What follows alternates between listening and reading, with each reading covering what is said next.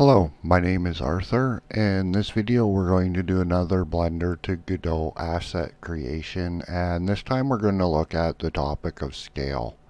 I have my three functioning units here, and each of these three units has been created multiple times, and they all used to have their own blend files with a lot of guesswork on resolution to get things into a scale that in the end I'm still not satisfied with because they're all a little too big. So we're going to look at what I've come up with for resolving scale issues and more reliably getting units out of Blender and into Godot at the scale that we want them. And yeah, we'll just look in Blender at that. These are just test sprites, and about the only one that I've had to do a few times was the soldier. And the reason for that is it didn't take long to discover he can't be at an appropriate scale to be like the Jeep. And if we look in the Jeep, there's actually a soldier unit in it. So it should be clear to see why a soldier would not function at that scale. So I had to figure out exactly how out of scale to make the soldier so that it was a viable graphic for this game effort.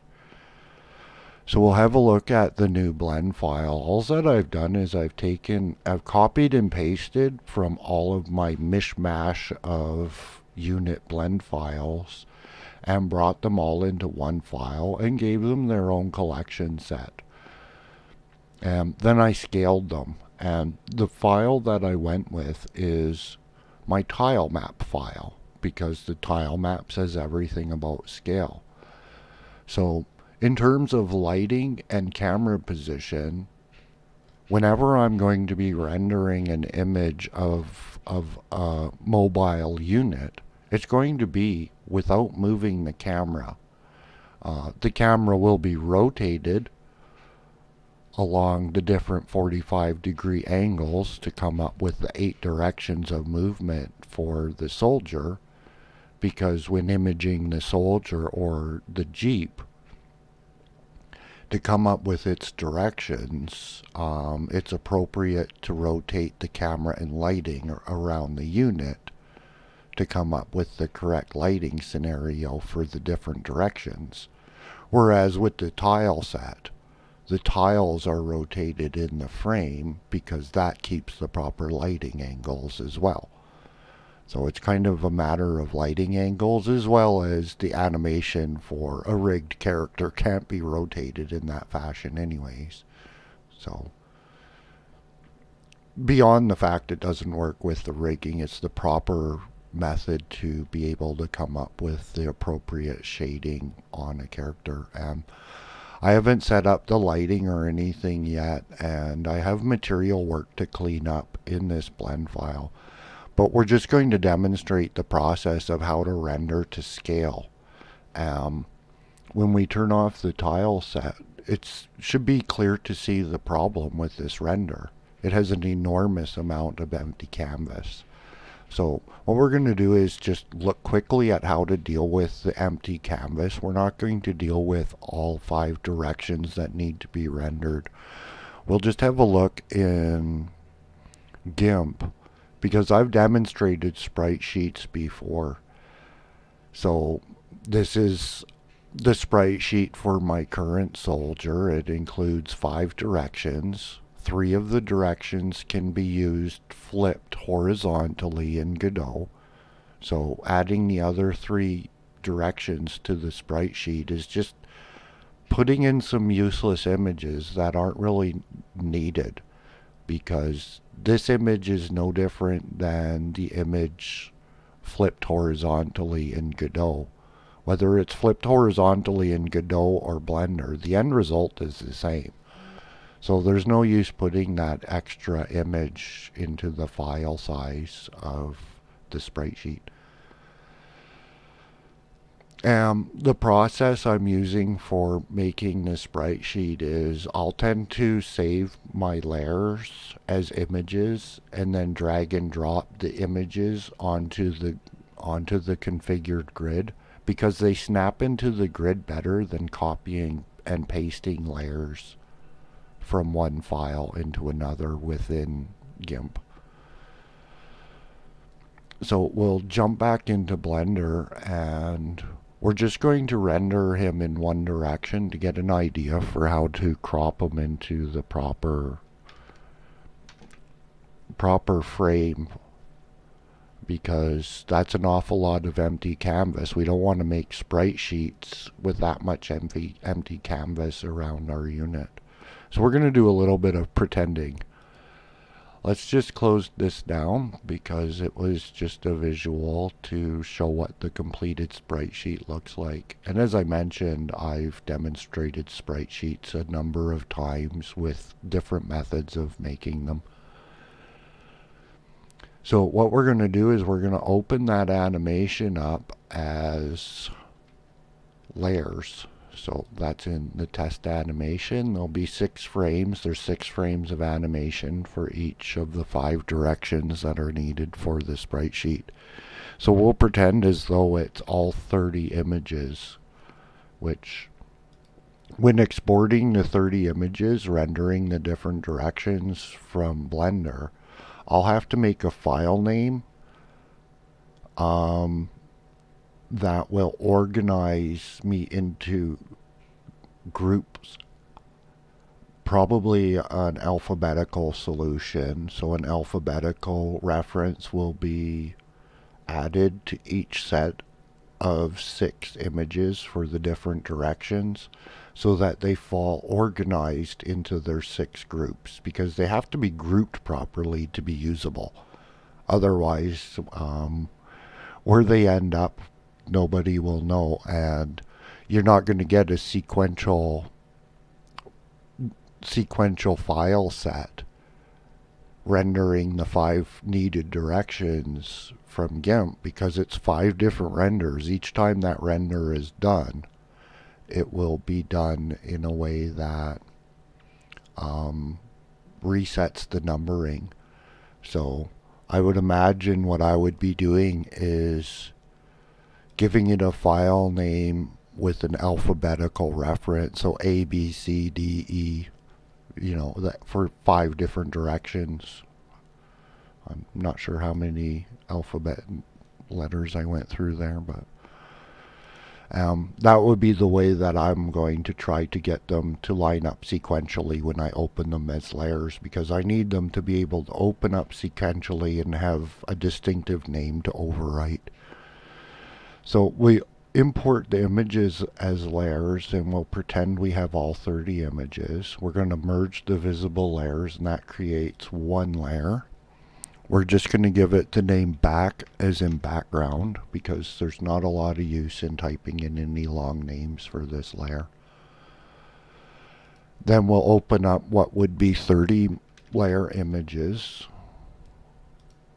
to constitute the entire sprite sheet. And we'll select the back layer, and what we get in the back layer is an image that will fill up all of the canvas that's required for all of the 5 directional images that we need. The only thing we need to do from here to get rid of all that empty canvas is to go Image, Crop to Content. All of the layers will be cropped, so we'll have 30 layers. The images will be perfectly centered. The layers can be exported one by one. Or you can use the copy and paste method. You can create a second file that's 18 by 6. So 6 times 18 in width, 31 times 5 in height, to come up with a canvas that will fit all of the frames of animation. Configure the grid as I've demonstrated in multiple videos now. So we would configure the grid to be a 18 by 31 grid that we snap to. And we can attempt to copy and paste from here, but I find that's actually quite hit and miss, and it invites mistakes. So my tendency now is to simply overwrite the old files, and it's a fair amount of effort because I'll have to save 30 files sequentially. How I do it is the layer that's visible is the file name that I'm overwriting. So I only need to select the file name and use keyboard entries to do everything. So I'm Control-Shift-E. I'll toggle the visibility of the next layer, Control-Shift-E. Select the file name, enter, enter, enter. And when I stick to the keyboard and don't do everything by mouse, the process actually goes relatively quickly. Is not quite as painful as it may sound. Oh, well, you have to overwrite the 30 files and then drag and drop them onto the image. The reason why I suggest that drag and drop after overwriting the old file with the new file is it's going to work better is because the way the process breaks down, and we'll demonstrate that very quickly, and then we'll wrap this up. So we'll create a new file, 18 times 6, that's the width of our canvas, 31 times 5 because there's 5 directions. We'll fill that with transparency. OK. View, snap to grid, view, show grid, image, configure grid. 18, break the chain so that we can have a grid that's not a square by 31. OK. So from here we can have, oh, I'm in the wrong file here. Whoops. Let's see, that is in test animation. We've overwritten the first 2 files. We can have a layer that outright says I'm sitting exactly in the right place in the frame, or we can attempt to copy and paste. This is the proper second image, so we can Control-C, copy, Control-C, paste. I'm not sure where that landed. Or Control paste, there it is. Well, I accidentally copied that one layer. And what we end up with is something that we can't really be 100% certain that we're setting it right in the frame. So I go with the overwrite the frames thing. It can be done both ways. If the method of simply copying and pasting this looks easier to people, then by all means you can go about it that way. But don't be surprised when you have one image that's slightly out of kilter from where it should be. So that's it for this video. Hopefully I've explained my process for dealing with scale and how I created the images, the test images for Godot to the proper scale using the one consolidated blend file.